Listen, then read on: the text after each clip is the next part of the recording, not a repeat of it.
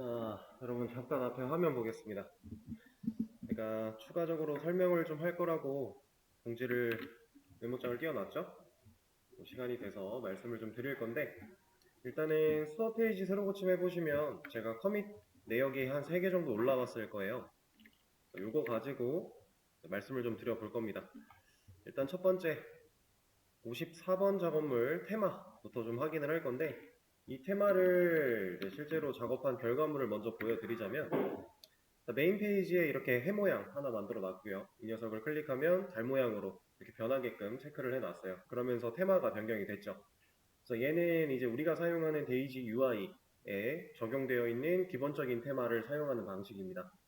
그래서 사실 이렇게 아이콘 하나 띄워놓고 이걸 누르면서 이런 모양의 모양이나 이런 변화는 이런 효과를 주는 거는 다 데이지 UI에 있는 거 그대로 가져온 거예요. 그래서 이것까지만 적용을 한다. 그러면 정말 쉽게 해결을 할 수 있어요. 다만 이제 우리한테는 이제 토스트 UI라고 하는 거를 사용한 부분이 있죠. 그래서 에디터가 포함이 되어 있어서 에디터를 생각을 했을 때에는 이제 얘가 가지고 있는 테마는 또 달라요.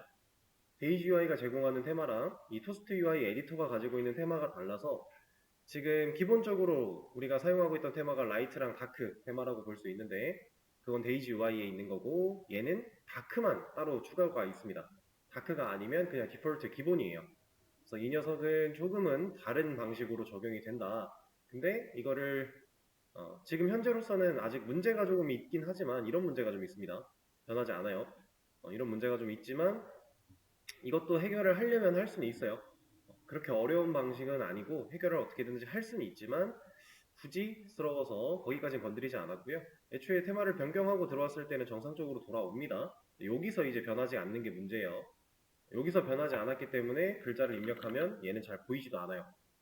이런 문제가 아직은 있다. 그리고 이거는 제가 해결하는 방법에 대해서는 안내를 드리겠지만 저는 그렇게 처리를 하진 않았다라고 일단 상황을 알려드립니다. 그리고 이 녀석 테마가 변경됐을 때 내가 그 페이지를 이동하는 상황 속에서 테마가 다시 돌아온다면 문제가 있겠죠. 돌아오지 않게끔 이 상태를 유지할 수 있는 코드를 작성을 좀 해놨는데 일단 기본적으로 코드를 좀 보겠습니다. 자, 제가 커밋 해놓은 코드를 보시면 HTML 태그에다가 데이터 테마라고 해서 속성 옵션 값을 하나 달아놨고요. 거기에 기본적으로 라이트를 제공을 했어요. 이 방식은 데이지 UI에서 제공하는 테마를 적용하는 방식으로서 그 데이지 UI 사이트에 자세하게 또 안내가 되어 있고요. 기본적인 사용법 다 나와 있으니까 크게 어렵지 않게 이해를 하실 수 있을 겁니다. 그래서 잘 보시면은 여기에 있는 이 div 이만큼의 내용이 이제 아까 전에 보셨던 해 모양 그리고 달 모양 그래서 이 둘이 변화하는 과정 얘네들이 딸깍딸깍 변화를 해도 사실 그렇게 이상하지는 않아요. 근데 여기서 제공하는 스왑이라는 기능을 사용을 해서 얘네가 변할 때 이렇게 바뀌는 그 과정에서 부드러운 애니메이션 효과까지 들어가 있는 녀석을 좀 사용을 했어요. 그러면 그걸 사용하려다 보니까 이 안에는 input 타입 체크박스가 사용이 되고 있었고 그걸 가지고 또 처리를 하기 위해서 제가 스크립트로 함수 몇 개를 만들어 놨습니다. 그래서 밑에 있는 함수를 잘 보시면 이거는 여기서 볼까요? 코드에서 얘가 헤드에 있어요. 이쪽 함수를 보시면은 일단은 체크박스라고 하는 변수 하나 만들어서 테마 체크라고 하는 아이디로 값을 하나 불러왔죠. 그리고 전역 변수로 세팅을 해놓은 건데 이 녀석은 누구냐면 실제로 이 input 값을 저장할 수 있는 체크박스다. 그러니까 기본적으로 데이지와이에서 제공하는 이 수압 기능의 이 아이콘은요. 인풋 태그가 하나 있는 거고 그 인풋이 눌렸을 때는 이러한 모양 눌리지 않았을 때는 어떠한 모양 이런 느낌으로 적용이 되어 있어요. 체크 여부에 따라 이 SVG 이미지들이 어떻게 나타날 것이냐 그걸 만들어 놓은 게 있기 때문에 그걸 가져다가 사용을 한 거고 그 녀석을 불러왔다. 그럼 저는 지금 체크박스 자체를 인풋을 불러온 거예요. 그 상태에서 테마 수업이라고 하는 이 함수는 실제로 이 체크박스의 상태가 변했을 때 그때 실행시킬 함수로서 우리가 저 해 모양 달 모양을 클릭했을 때 어떠한 일이 벌어져라 라고 만들어 놓은 함수예요. 근데 이제 얘부터 설명을 드리면은 그 페이지가 그려지는 순서상 흐름이 꼬이니까 이 녀석부터 좀 보겠습니다. 얘는 테마 init. init은 항상 초기화의 개념이죠. 그래서 페이지가 처음 로드 되었을 때 그때의 테마를 초기화하는 방법에 대해서 정의를 해놓은 함수인데, 자, 일단은 isChecked라고 하는 변수 하나 만들어 놨고요. 이 녀석이 local storage라고 하는 공간에서 아이템을 하나 가져옵니다. 그때 얘는 우리가 쉽게 예상할 수 있겠죠? 키값이에요. 키값을 사용해서 어떤 아이템을 불러온다 라는 개념인데, 그 녀석이 가지고 있는 값이 true랑 같냐를 물어보는 거예요. 지금 보시면 이퀄 마크가 3개죠. 스크립트에서 이퀄 마크 2개랑 3개는 약간 차이가 있는데, 좀 더 정밀하게 판단한다라고 보시면 돼요. 이게 무슨 소리냐면, 스크립트에는 이런 개념이 하나가 있어요. 스크립트에는 false라고 하는 개념이 있습니다. 얘는 완전히 false랑은 좀 달라요. 어떤 개념이냐면, false라고 판단해도 되는 상황을 이제 다 false라고 얘기를 해요. 그래서 스크립트를 사용하다 보면 실제로 이런 조건식을 볼 수가 있는데,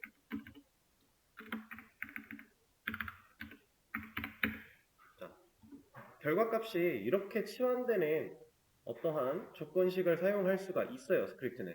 자바는 애초에 이거 안 되죠. 이거 지금 자바에선 이거 따지겠다라는 건데, 얘는 조건이 아니잖아요. 얘는 그냥 공백 아무것도 없는 문자열이에요. 그래서 자바는 사용이 불가능한 조건이지만 스크립트는 이게 가능합니다. 이런 식으로 검증을 할 수가 있어요.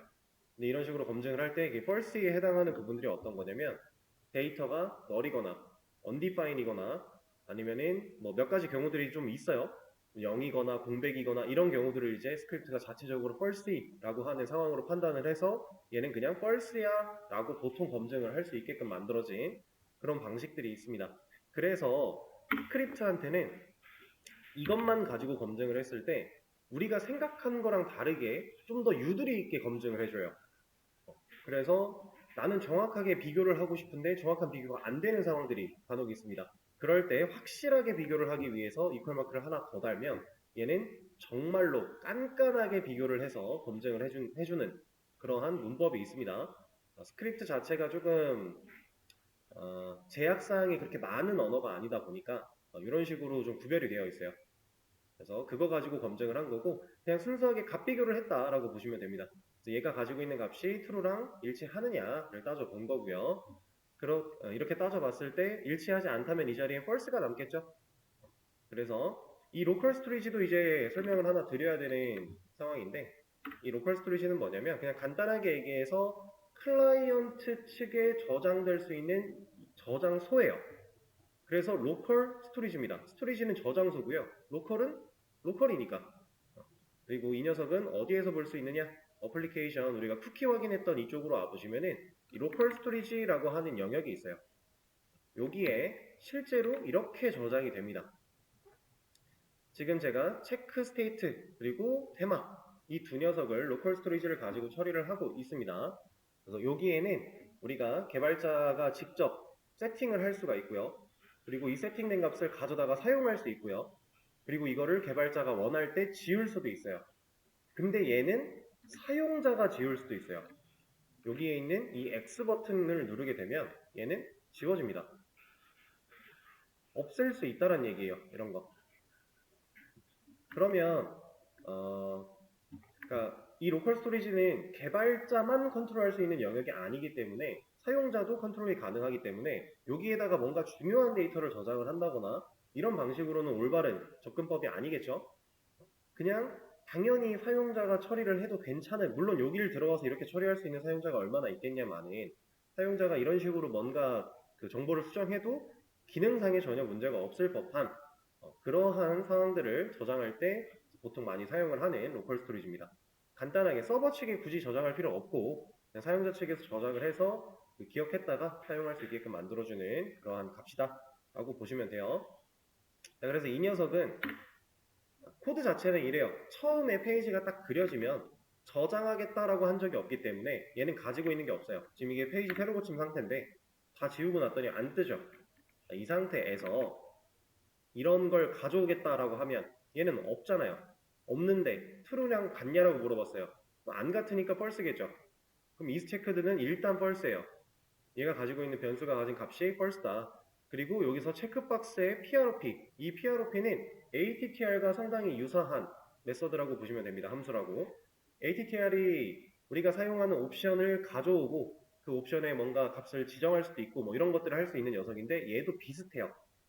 근데 엄밀히 따지면 둘은 차이가 분명하게 있기는 해요. 근데 아주 유사하게 사용이 가능하고 상황에 따라서 얘를 쓰는 게 유리한 상태가 있고 ATTR을 쓰는 게 유리한 상태가 있습니다. 이런 것들은 한 번쯤 검색을 해서 비교를 해보세요.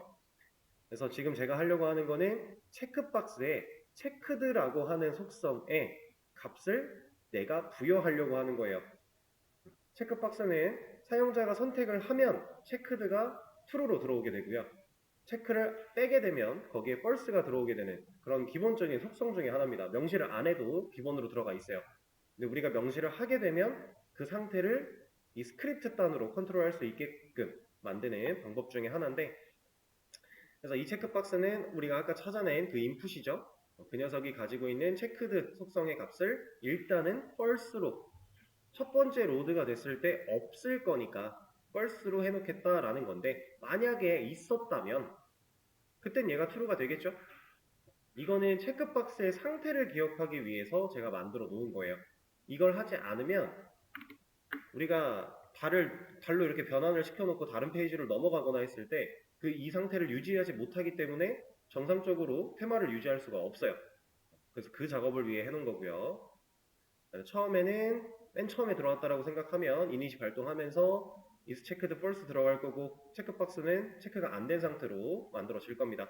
그리고 이 테마라고 하는 변수에도 로컬 스토리지에서 이런 값을 꺼내보는데 맨 처음에 얘는 이런 것도 없었죠. 그런데 여기에 쓰여져 있는 이 물음표 두 개, 얘는 또 뭐냐면 자, 앞에 나와 있는 이 녀석이 널이거나 undefined이 아니면 그냥 이 값으로 사용을 하는 거고, 얘가 만약에 널이거나 undefined이면 뒤에 있는 값으로 대처하겠다라고 하는 거예요. 우리가 이런 거 유사한 거 많이 해봤습니다. 사망연산자 같은 것도 비슷한 역할을 했었고요. 그리고 DB 쪽에서 배웠던 if null 같은 거, 이런 것도 비슷한 역할이죠. 그래서 이런 걸 쓸 수가 있다라고 하는 거. 그래서 값을 가져왔는데 없다면 그냥 write로 기본값 세팅을 하겠다. 근데 있다면 있는 값 써라 라고 하는 거예요. 그렇게 테마의 변수에다가 값을 넣어주고 그 값을 활용해서 테마 apply라고 하는 함수를 또 호출하고 있는데, 이 녀석이 하는 일은 뭐냐, HTML이라고 하는 태그가 가진 데이터 테마라는 옵션에 값을 얘로 세팅할 거야. 넘겨받은 인자를 매개변수로 활용해서 세팅할 거야. 그러니까 로컬 스토리지에서 get 아이템 테마를 꺼내 왔는데 만약에 얘가 다크였다면 라이트가 아니라 다크로 그냥 활용을 할 거니까 HTML의 데이터 테마라는 녀석은 다크로 유지가 될 수 있게끔 만들어주는 코드라고 보시면 돼요. 그래서 그렇게 실행을 하는 기본적인 실행 두 가지를 만들어 놓은 거고, 자, 다시 이제 테마 수업으로 와보겠습니다. 테마 수업 같은 경우는 인풋의 체크 상태가 변화할 때 체크가 돼야 되기 때문에 onChange라고 하는 속성으로 함수를 발동시키고 있고요. 그때 이 녀석이 들어오면 가장 먼저 하는 거는 set이에요. set. 로컬 스토리지에 어떠한 값을 저장하겠다. 얘는 키랑 밸류로 이루어져 있었기 때문에 우리가 세팅할 때는 키랑 밸류로 세팅을 해야 됩니다. 그래서 여기 잘 보시면 체크 스테이트라고 하는 키에다가 체크박스가 가지고 있는 체크드라는 속성을 불러온 거예요. 여기서는 키만 입력을 했기 때문에 이 속성만 입력을 했기 때문에 값을 넣어주겠다가 아니라 그 값을 가져오겠다의 의미로 활용을 할 수 있습니다. 그래서 체크박스에 있는 체크드의 그 속성 값을 지금 저장을 했다. 얘가 지금 눌린 상태인지 안 눌린 상태인지를 체크를 해서 로컬 스토리지에 저장을 했다. 그리고 나서 테마 불러옵니다. 얘도 한 번 더 따져보는 거죠. 만약에 들어있는 테마가 있으면 가져오고 없으면 라이트로 세팅을 한 후에 테마가 라이트라면 얘는 테마를 다크로 변경시켜요. 지금 이거는 무슨 작업이냐, 원래가 라이트였다면 우리가 버튼을 눌렀을 때 다크로 바뀌어야 되죠. 그 작업을 해주고 있는 거예요. 로컬 스토리지에 있는 값이 라이트로 유지가 되고 있던 상태라면 우리가 버튼을 눌렀을 때는 다크로 변해야 그걸 인지를 했을 때 실제로 얘를 실행시키면서 변경을 할 수 있으니까 상태 변화를 시켜준다라는 의미예요. 그래서 그게 아닐 때에는 라이트로 바꾸겠다 라고 해놓은 겁니다. 간단한 검증이죠. 그렇게 해놓고 테마 어플라이를 또 실행해요. 그때 마지막으로 테마의 값을 가져와 보는 거죠. 변화를 줬기 때문에 가져와서 실행을 시킨다면 문제없이 우리가 바꾼 값으로서 데이터 테마라는 특성의 값이 들어가게 될 겁니다. 그렇게 만들어주고, 그러면은 이것과 이 작업으로 인해 체크박스의 상태가 기억이 되는 거고요. 이 작업으로 인해서 HTML이 가지고 있는 데이터 테마라는 값이 변화가 되는 거예요. 저 데이터 HTML 태그에 있는 데이터 테마라는 값이 변화가 돼야 실제로 테마가 적용이 되기 때문에 그렇게 만들고 있는 겁니다. 자, 이렇게 해서 스크립트 함수 처리가 다 되고 나면 이제 기본적인 테마 변경은 끝나는 거예요.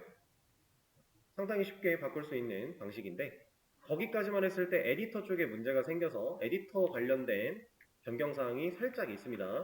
이 녀석도 코드에서 보여드리면, 일단은 토스티와이 에디터 같은 경우 다크 테마 하나만 지원을 하고 있다라고 말씀을 드렸죠. 여기다가 커스텀을 추가할 수 있다. 근데 얘네가 만들어낸 버전에서 실제로 추가가 되어 있지는 않고요. 커스텀으로 추가할 수 있는 기능을 만들 예정이다까지만 나와요. 그래서 아직은 없다라고 판단을 할 수가 있는데, 그래서 얘네가 제공하는 기본적인 다크 테마를 활용하기 위해 CSS 하나를 더 불러온 거고요.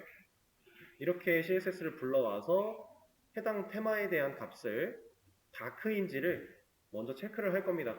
다크인지 체크가 되면 그걸 여기다가 추가해주면 돼요. 에디터를 만들 때 테마를 이렇게 할 거야 라고 추가하면 돼요. 이러면 다크 테마가 들어가게 돼요. 다만 우리는 그 토스트UI에서 사용하는 테마는 디폴트랑 다크 가지고 분간을 하기 때문에 여기가 라이트로 들어온 시점에는 정상적으로 바뀌질 못하는 거예요. 그리고 얘는 우리가 애초에 테마에 대한 변경이 체크박스의 상태 변경, 그리고 이 상태 변경에 따른 테마의 변경이 동기 처리가 되고 있나요? 지금 여기를 잘 보시면 얘가 눌렀을 때 화면이 깜빡이 나요? 그런 게 없죠. 스크립트 가지고 그냥 상태를 변환시키고 체인지가 되는 거다 보니까 에디터를 새로 그려내지 못해요.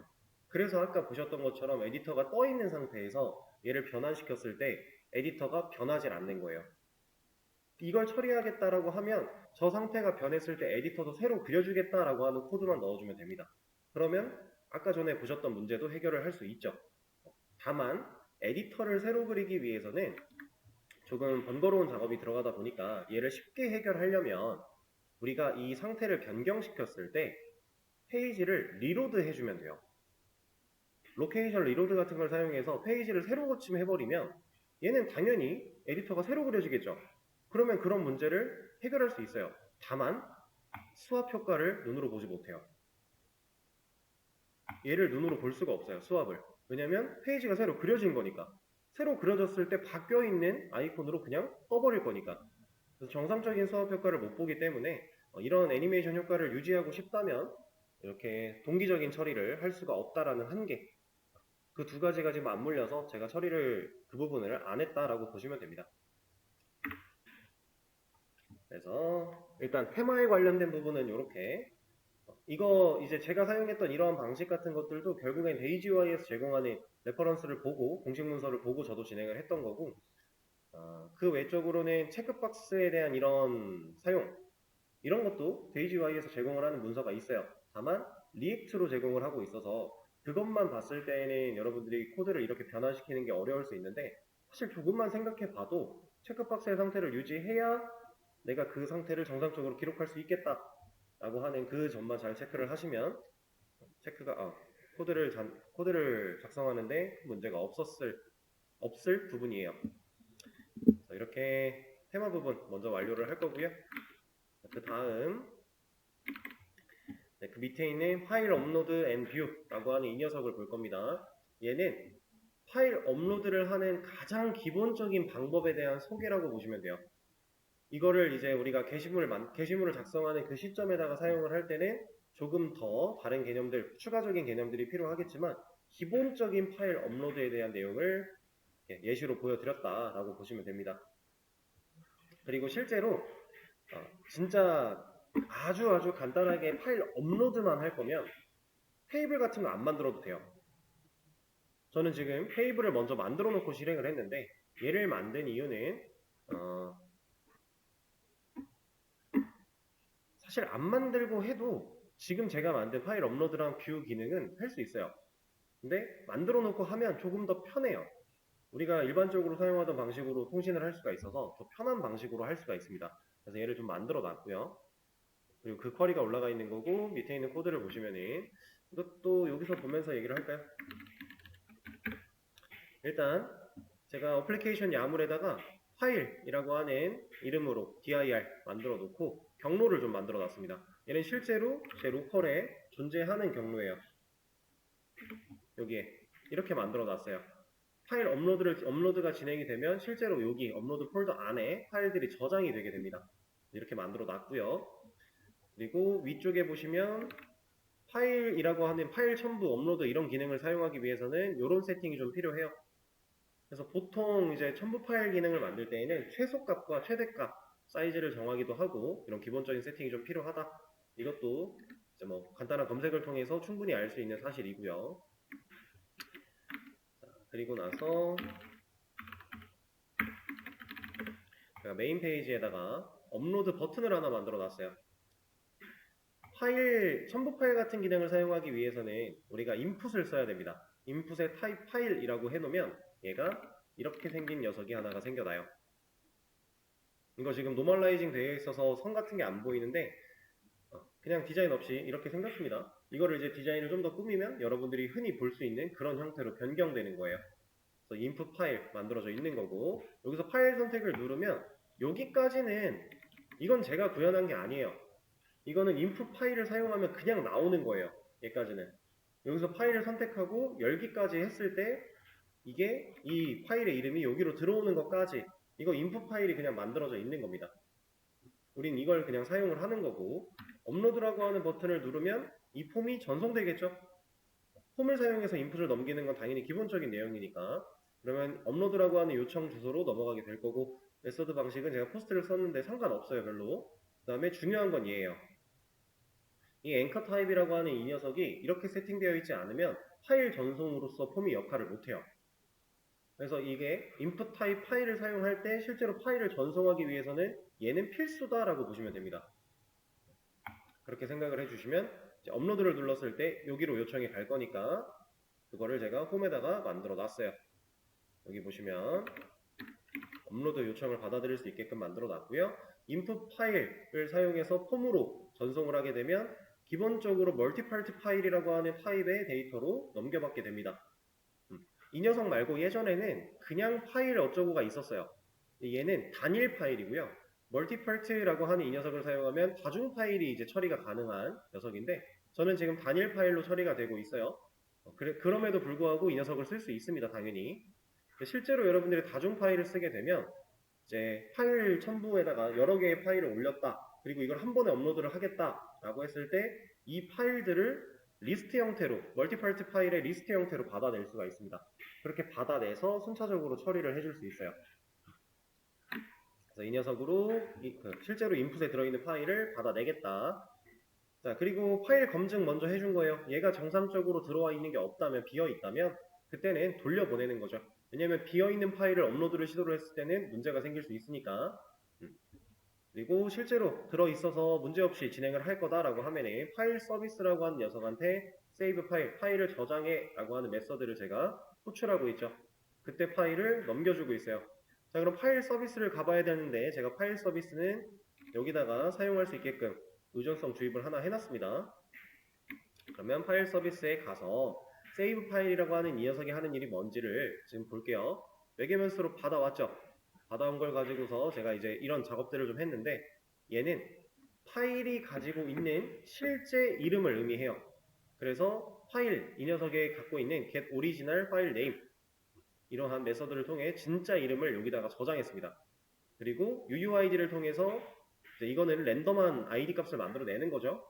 그리고 익스텐션, 얘는 이제 확장자의 개념인데 원래 얘가 가지고 있는 원래 이름에서 last index of 이 점이 존재하는 마지막 인덱스 거기서부터 잘라내겠다라고 한 거예요. 서브스트링을 썼죠? 그렇다라는 건 점 뒤에 JPG, PNG 뭐가 올지 모르잖아요. 파일이. 그런 녀석들을 우리가 확장자로서 분리시켜서 떼내겠다. 그 역할을 한 거라고 보시면 됩니다. 그래서 익스텐션 확장자 만들어 준 거고 UUID랑 확장자를 합쳐서 저장될 이름을 따로 만들어 줬어요. 그러니까 오리지널 네임과 저장될 이름을 따로 만드는 이유가 이것 때문이에요. 윈도우에서 같은 파일명이 저장이 된다라고 하면 얘는 자동으로 넘버를 매기죠. 만약에 A라는 파일 이름이 들어왔다. 근데 A를 또 넣으려고 한다. 그럼 A1 이렇게 만들어지잖아요.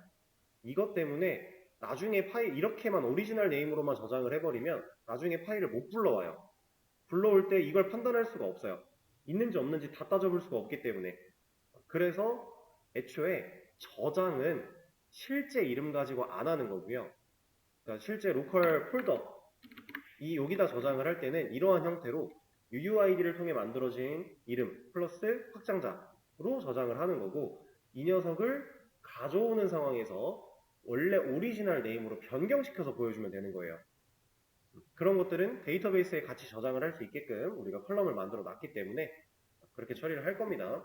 그리고 saved path 얘는 실제로 저장될 경로를 넣어주는 곳인데 제가 파일 dir이라고 하는 이 녀석을 변수를 만들어 놓고 밸류로 가져왔죠. 이거는 어플리케이션이 아무래 저장되어 있는 값을 불러오는 방식이었어요.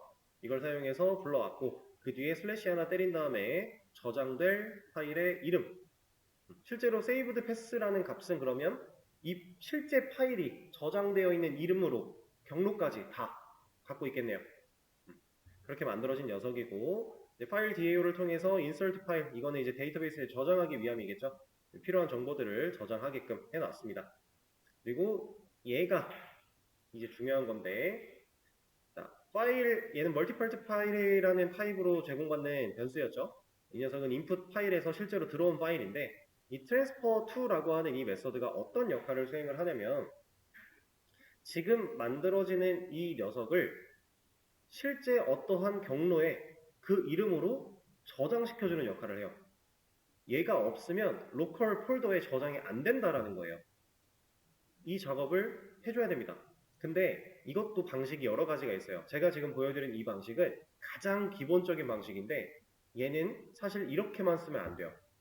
좀 보안적인 요소라든가 어떠한 문제가 발생할 수 있는 상황들 예외 처리를 좀 잘 꼼꼼하게 체크를 해서 진행을 하는 게 맞는데 지금은 로컬 환경에서 테스트를 하고 있기 때문에 그냥 간단하게 보여드리려고 만들어 놓은 거예요. 그래서 얘가 하는 역할은 결국 실제 이 saved path는 경로와 파일 이름, 확장자까지 다 들고 있는 녀석이니까 그걸 가지고서 진짜 파일을 만들어내서 그러니까 이 녀석, 우리가 input 파일에 저장했던 이 녀석을 진짜로 이 자리에 전송시켜서 저장시키겠다. 그런 역할을 한다라고 보시면 됩니다. 그러면 save 파일이라고 하는 메서드가 정상적으로 동작을 했다라고 하면은 이제 로컬 폴더에다가 저장을 완료를 한 거죠. 그래서 업로드 성공이라는 메시지를 보여주며 돌아가게끔 세팅을 해 놓은 거고요. 자, 이렇게 업로드된 녀석들을 제가 보기 위해서 이제 파일 보러 가기라고 하는 A 클래스 버튼을 하나 만들어 놨어요. 자, 이 녀석은 뷰로 요청이 넘어가고 있으니까 뷰로 당연히 받아줘야겠죠. 그리고 파일 서비스를 통해서 데이터베이스에 들어있는 파일들 리스트를 전부 다 긁어옵니다. 그리고 모델로 넘겼고 다시 이제 뷰로 넘겨서 뷰 페이지를 그렸어요. 여기서는 기본적인 JSTL 사용해서 이 파일스를 반복문으로 돌려가며 이미지 태그로 보여주겠다라고 했는데 지금 이미지를 사용한 이유는 제가 업로드할 파일이 이미지니까 그리고 그 눈으로 그냥 보기 쉬운 가장 접근하기 쉬운 파일이 이미지라서 얘로 처리를 했습니다. 당연히 뭐 이미지만 저장을 할 게 아니라면 이런 방식은 쓰면 안 되겠죠. 네, 어쨌든 이미지를 사용할 건데 이미지를 어디서 가져올 거야? 여기를 잘 보시면 얘는 뭐 같아요?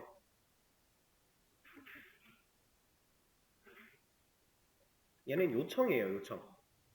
usr home 파일 그리고 파일.id 그러니까 이 파일스가 돌면서 매번 돌 때마다 파일이라는 변수에다가 저장을 할 텐데 그 파일이 가지고 있는 id 그러니까 실제로 업로드된, 인설트된 데이터베이스에 있는 고유값 가져오겠다라는 거죠. 고유 식별값. 근데 얘까지가 요청이에요. 얘는 파라미터가 아니에요, 지금. 이렇게 받아낸 요청을 컨트롤러에서 처리할 수 있는 방법을 또 하나 소개시켜 드리려고 이런 방식을 썼는데 이쪽을 잘 보시면 요청 부분에 실제로 중괄호가 들어가 있습니다. 여기까지는 그냥 타이핑되어 있던 요청이고요. 이 뒤에 있는 여기가 file.id로 받아오는 값 부분이에요. 그리고 이렇게 받아온 이 요청 부분을 제가 이렇게 명시하면 우리는 파라미터를 받아낸 것처럼 쓸 수 있어요. 패스 베리에이블, 그러니까 이 경로에 들어있는 변수라고 느껴지시면 됩니다. 그런 식으로 직역을 해도 괜찮아요. 그래서 파일 id라고 하는 이 녀석을 내가 int id라는 이 변수에다가 접목시켜서 사용을 할 거야 라는 의미예요. 그래서 요청이 들어올 때, 그러니까 우리가 반복문이 돌기 때문에 만약에 파일이 한 3개가 들어있었다. 그러면은 데이터베이스에 1번, 2번, 3번의 아이디가 있었다 라고 하면 순차적으로 여기에는 1, 2, 3 들어가겠죠. 그 상태 따라 요청이 한 번씩 들어올 때마다 첫 번째 들어왔을 땐 얘는 1이고 그 두 번째는 2고 세 번째는 3이고 이런 식으로 변화를 주는 거예요. 이렇게 받아다가 쓸 수 있습니다. 그럼 여기가 이제 이 이름이랑 맞아야 되는 거고 얘는 실제로 여기 안쪽에서 사용할 이름을 넣어주면 되는 거예요. 이러면 우리가 요청 파라미터를 받아내는 방식과 유사하게 사용을 할 수 있다 라고 하는 겁니다. 그렇게 해서 파일 서비스한테 이거는 id를 통해 파일을 하나 가져와 라고 하는 거죠. 근데 이 녀석 리턴 타입을 잘 보시면 좀 특별하게 생겼어요. 리소스라고 하는 녀석입니다. 얘는 이제 스프링 프레임워크에서 제공하는 어떠한 클래스라고 보시면 되는데 인터페이스입니다. 이 녀석은 어떤 역할을 하냐, 자원으로서 판단을 하게 해줘요. 그래서 우리가 얘를 가져왔죠. 그 파일 VO는 우리가 만들어 놓은 데이터베이스 테이블과 비슷한 형태로 데이터를 가져올 거란 말이에요. 실제로 얘는 그냥 파일 테이블을 ID 조건으로 가져오는 역할을 합니다. 그렇게 가져온 그 녀석을 우리가 실제로 이 파일을 불러오게끔 하기 위해서는 파일이 가지고 있는 경로라든가 이런 것들이 좀 필요해요. 근데 우리는 얘가 가지고 있는 정보 중에서 saved pass라고 하는 그 값에다가 저장을 했었기 때문에 그 값이 실제로 자원으로서 이 이미지를 불러올 수 있는 방법이 필요합니다. 그거를 얘가 이렇게 써주면 해줘요. 이미지는요, 보세요. 여기다가 만약에 리턴을 스트링 같은 걸로 해서 어떠한 경로를 찾아가라 라고 안내를 해주면 얘는 어떤 일을 하냐, 여기에 있는 이 이미지 src가 어떤 일을 하냐면요, 이 프로젝트 안에 있는 경로를 찾아가려고 해요. 근데 우리는 이미지를 지금 프로젝트에 저장을 한 게 아니란 말이에요. 실제로 OS 환경에 업로드라고 하는 폴더 안에다가 저장을 했어요. 그러면 그쪽에 있는 녀석을 여기다 지금 불러와야 이미지를 보여줄 수 있을 거 아니에요. 그래서 그걸 하려면은 스프링 프레임워크가 제공하는 이런 리소스라는 개념을 사용해서 지금 이 URL을 자원으로서 판단하게끔 해주고 실제로 가지고 있는 그 파일을 불러다가 이 자리에 안착시켜 줄 수 있게 해주는 기능을 한다라는 겁니다. 얘가 그런 역할을 해요. 그리고 여기에 있는 이 접두사는 이제 파일로서 불러올 거면 이런 접두사를 써줘야 되는 또 규칙이 있어요. 그렇게 해서 실제로 저장된 경로와 파일 이름 같은 거 불러와서 얘가 리턴이 되면 이 이미지가 이 src 이 자리에 결국 요청에 대한 리턴이 남을 거니까 그럼 얘는 그 해당 이미지에 대한 자원을 불러왔고 그 이미지를 이미지 태그로 그려낼 수 있다가 되는 겁니다. 그래서 여러 개가 있다면 반복문으로 돌면서 계속 이미지가 차곡차곡 그려지겠죠. 그렇게 만들어진 기능이 실제로 이런 기능이에요. 제가 업로드 파일에 지금 3개가 들어있기 때문에 이렇게 나오고 있는데 얘는 순서가 1번, 2번, 3번입니다. 근데 여기는 이제 이름이나 이런 걸로 정렬이 되니까 좀 다르게 보이죠? 업로드를 하나 이런 거 한번 해볼까요? 업로드 파일에 있는 걸 하나 지웠어요. 그리고 이 녀석을 새로 고침하면 2개밖에 못 가져오겠죠. 그리고 추가적인 업로드를 해볼게요. 파일에서 이미지를 제가 아까 받아놓은 게 이거밖에 없어가지고 이번엔 2번 그래서 업로드를 누르면 성공을 했다. 보러 가면 올라와 있는 거죠. 이렇게. 여기서 지금 이게 뜨고 있는 이유는 데이터베이스에서는 삭제가 안 돼서 그래요. OS 환경에서는 지워졌는데 데이터베이스에는 안 지워졌으니까. 그럼 이거 만약에 파일을 삭제할 수 있는 기능 같은 걸 만들어다가 데이터베이스에 있는 것도 제대로 지워준다면 이런 것도 없겠죠? 지금 같은 경우는 정확히 누가 몇 번인지 모르겠지만 떠있는 순서상 3번 애가 사라진 것 같으니까 이걸 안 만들어 놨구나.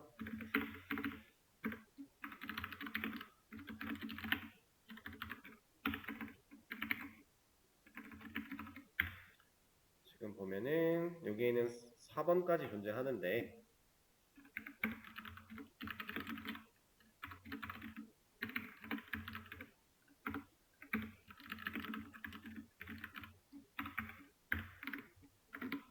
음, 3번 애가 없어지면은 문제가 없을 거다. 삭제하는 것도 만들어주시면 할 수 있을 것 같고요. 그렇게 해서 파일 업로드를 하고 그리고 업로드된 파일을 이제 불러와서 이미지를 보여주고 하는 기능까지 가볍게 만들어 본 겁니다. 자, 그거에 대한 내용 설명을 쭉 한 거고요. 사실 뭐 보여주는 거는 요거를 하나 설명드린 거 말고는 특별할 게 없어요. 데이터베이스에 있는 거 가져와다가 보여준 것 뿐이니까. 그리고 URL 리소스라고 하는 개념 그거 하나만 좀 특별합니다. 나머지는 뭐 특별할 게 없고요. 자, 그럼 얘도 끝났고 마지막 체크박스 베이직이라고 하는 이 녀석 볼 겁니다. 얘는 그냥 체크박스에 대한 사용법, 기초 사용법을 하나 소개해드리기 위해서 간단하게 해본 건데 체크박스 기초라고 하는 버튼 누르면 JSP 쪽으로 넘어가게끔 세팅해놨어요. 체크박스를 테스트해볼 수 있는 페이지고요.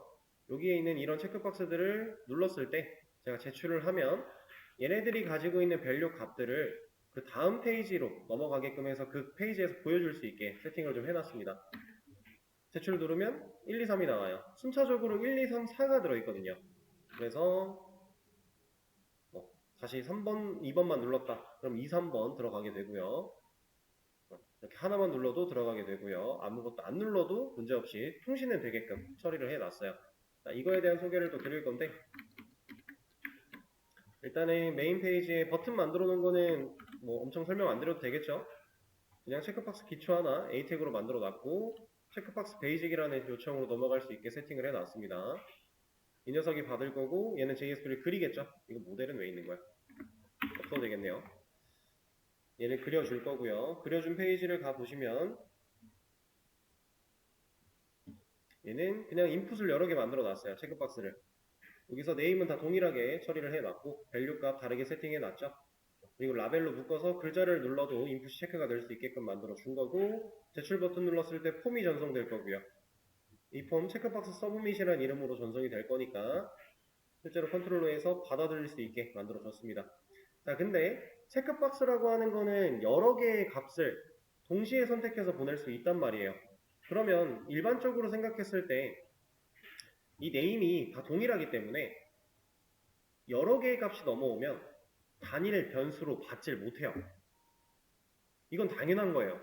그래서 이렇게 같은 네임으로 세팅된 체크박스들이 여러 개의 밸류를 가지고 컨트롤러 쪽으로 넘어갔을 때 처리할 수 있는 방식이 이겁니다. 이렇게 받으면 돼요. 이러면 리스트로 그냥 받아줘요. 여기서 name IDS 이거는 인풋이 가지고 있는 네임이겠죠? 그리고 여기 required 이 녀석은 없으면 체크박스를 아예 선택하지 않고 제출을 눌렀을 때 에러가 납니다. 근데 이게 있으면 필수가 아니야 라고 하는 옵션이 설정이 된 거니까 에러는 안 나요. 그렇게 처리를 한 거고요. 리스트로 받아낼 수 있다. 이게 중요한 사실이에요. 예전에는요. 이 리스트로 받아낼 수 없었던 시절에는 네임 값을 바꿔가면서 값을 넘겼어야 돼요. 체크박스를 사용할 때. 그래서 변수를 매번 다 다른 이름으로 받아줬어야 돼요. 불편하죠? 그거를 한 번 발전시킨 게 배열의 형태였고 거기서 한 번 더 발전된 게 리스트의 형태로 받을 수 있게끔 만들어진 거예요. 그래서 이제는 체크박스를 다룰 때 상당히 편하게 처리가 가능하다. 이렇게 해서 받아온 리스트를 그냥 모델에 담아서 넘긴 거고요. 이 페이지에서는 그거 반복문 돌려서 그냥 찍어주는 것밖에 없습니다. 실제로 여러분들이 어떠한 체크박스를 사용해야 된다라고 하면 여러 개 선택할 수 있는 요소니까 선택해서 서블릿 쪽으로 넘겼을 때 리스트를 사용해서 받아내고 그 안에 들어있는 값을 적절하게 반복문을 돌려가며 처리를 하시면 사용할 수 있다 라고 하는 거겠죠. 체크박스에 대한 기본적인 사용법도 알아봤습니다. 그리고 체크박스 같은 경우는 사실 이런 식으로 쓰는 경우는 별로 없을 거고 보통은 뭐 이렇게 게시물 리스트가 예를 들어 있다고 했을 때 여기가 뭐 한 칸이 체크박스겠죠. 뭐 이렇게 있다.